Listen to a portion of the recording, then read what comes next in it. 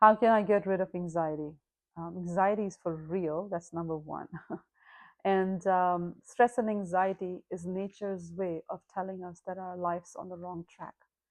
Nature gives us various signs, just like people say, death took me by surprise, or, but nature gives you so many signals, like your hair turned white, but you just died off. So nature does give us signals, and stress and anxiety is nature's way of telling us that we're on the wrong track. And I'll give you an example, just like if we have a body that's made of material elements, and when we eat in season, here you can get groceries from all kind of countries at any point in the year, but there's parts of India, if you go there, you only get what's in season. But when you eat out of season, or if you eat out of time, like you have a dinner at 12 o'clock in the night or something, generally you will have indigestion. So that's, there's a disturbance in the system. Something's wrong. The body is responding with indigestion. It's not the food isn't wrong, but your choice of timing and the choice of, what time of the day and what you're eating is different, is wrong. So it has a reaction. In the same way, we are a part of this nature. And we want to live by denying the laws and the order of nature. When we do that, there is stress and anxiety. There is no avoiding it. For example, there's a couple of things that actually really contribute very heavily to it. They carry a weight. These, I'll call it sinful because it's not in sync with the sequence of nature. So when you do something like that, for example, like if you eat dead animals, so many animals have to be killed. More than like 9 billion chickens are killed in this country in our country every year. So when you're just doing like mass on large scale slaughter like that, and then you're eating it, right? Or so you say you have animals, you love your pet dogs and you dress them up and you have dog grooming centers, and then you have cow killing and freezing stations, right? So you're eating one and you are grooming the other. So this is a life of disharmony with nature. I mean, it is a fact. It's not my emotion, but it's a fact that we as humans have become the cause of extinction of so many species. So we are living, like I said, our diet is not in sync with the order of nature. So that's like one example. So when our diet's out of sync, we're eating a lot of um, dead stuff, decaying stuff, that causes anxiety. Again, second thing that you can see is intoxication. We become, you may say like, it's just a cup of coffee, it's just it's just a glass of wine, nothing much, but you are becoming dependent on something external to yourself. Remember that. Like, the more you depend on that cup of coffee or the cup of glass, that means to that extent you're thinking, I can't deal with it myself. You may not see it. I'm not even going to the science of addiction, what it does to the brain. That's not my area of expertise. But as a person who's been practicing yoga for like my entire life, and especially for the past 25 years, it's just, you give your control to some substance. And then you wonder, why when someone, why do I lose my power and this and that? You lose your power because you're giving it out slowly, slowly by these activities. So intoxication is another thing that really lowers your vibration and makes room for the anxiety. Um, and then illicit kind of like, say, indulging in sex indulgence that's outside of the intention of trying to have a child. Now this is really, it's a very strong statement I'm making, but at the same time try and understand where I'm coming from, that every activity in this nature, every activity in this world has a purpose. When we twist that purpose around and make it just, this is just a fun activity. You may make it a fun activity, but that activity in nature is provided for a reason. For example, in animal species of life, this activity is regulated by seasons, by month, or time of day. Animals just can't do it anytime, whenever they want. But human species don't have that regulation. Now, when you have a lower level person in an organization and they have limited rights, but then you have a high level person and they can pretty much do anything they want. They can pretty much do anything they want because they have more credibility and they have more responsibility, so they have more rights. In the same way, in our human species, we have more freedom, not because we have to exploit it and do the same thing that animals do. we have that freedom because we have higher responsibility. And the responsibility is that with human form of life, you have the ability to focus your life on the pursuit of purpose and meaning and goals, and like you say, uh, what's the word for it? Greater good. Work on the greater good, right? Like there's room for those kind of things.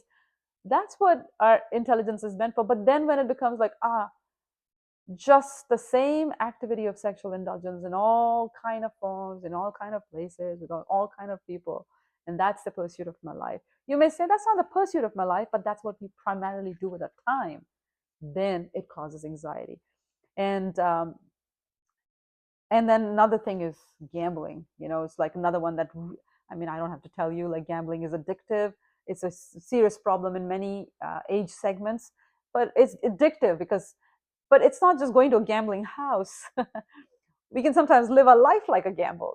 So these kind of activities, I'm just giving you some examples, but they pile up a whole amount of negative, um, you can say energy, but really like you're going against the flow of the tide. You're going against the flow of the tide. When you do that, there is actual built up tension and anxiety in the body. You may not see it, you may deny it. Like, it's not like if the apple didn't fall on or in front of Newton, um, the planets wouldn't float the way they do. Like systems wouldn't work the way they do. Gravity wouldn't work the way it do. It just happened that he happened to observe one law of nature, and from that you have this whole branch of physics coming out, right? But the law still existed. If he didn't understand it, it would still exist and things would still go on. We may not know how they're going on, but we understood one. But imagine if there's other laws that we as a species are not understanding. They have not yet been discovered by modern science. The Vedas are providing you all the information about the way this universe works and is explaining to you the wave, the tide, the direction the tide's going in, and we choose to go against it. That's where we add anxiety. Now, pills or medication, I'm not a doctor, I'm not giving medical advice here, but I'm just explaining. Yes, they are temporary measures. Some people think going to the gym is a temporary measure, it's like I exercise and then I don't worry. Yes, these are measures, but they are very much on the material level. The actual stress and anxiety, you're exhausting your body, or you're exhausting your body, so your mind can't really use it. So it's kind of like you're loosening the connection between your mind and body in some way, or you are numbing your body by taking like pills or medications. So then again, the connection is interrupted. I'm just giving a very general description, but you see, the point is the mind, the subtle body, is a software that runs the gross body in its normal condition. So by artificially numbing or tiring the external body, you're not going to solve fundamentally the problem of stress and anxiety. In order to solve the problem of stress and anxiety fundamentally, you have to calm the mind. The only way to calm the mind is really to deal with its neighbors. If your neighbors are good, you're good. If your neighbors are crazy, it's hard for you to be good. So the immediate neighbor of the mind is the body and the intelligence. And the body is cleaned up with a clean lifestyle. Like I was giving you examples, like clean up those activities, your lifestyle is cleaned up. And then besides that, your intelligence, see, our intelligence is soaked in how to make money and how not to lose our jobs. Such an intelligence is soaked in duality. This is good for me, this is bad for me, this is good for me, this is bad for me. Such an intelligence becomes a source of intense anxiety. Actually, the intelligence is meant to be directed to to raise your focus to the world beyond dualities. We don't want to be lost in duality. As long as you swim in the ocean of dualities, you will always be in stress and anxiety, which is why we have books like the Bhagavad Gita. There are scriptures in all the different traditions in the world. They're there to help you straighten your intelligence, strengthen it. Strengthen into what? Strengthen it so it's fixed in the spiritual realm, not so much lost in the world of duality. I mean, this is a world of duality. You can't get good without getting the bad. So there's no way like you can find the right medium, chop it to a level playing field, and it will always stay that way. You may come to the point where you're very happy with your life. Everything's going good, you're happy with it. The material nature will not allow it to stay. It will push you out because we live in the realm of duality.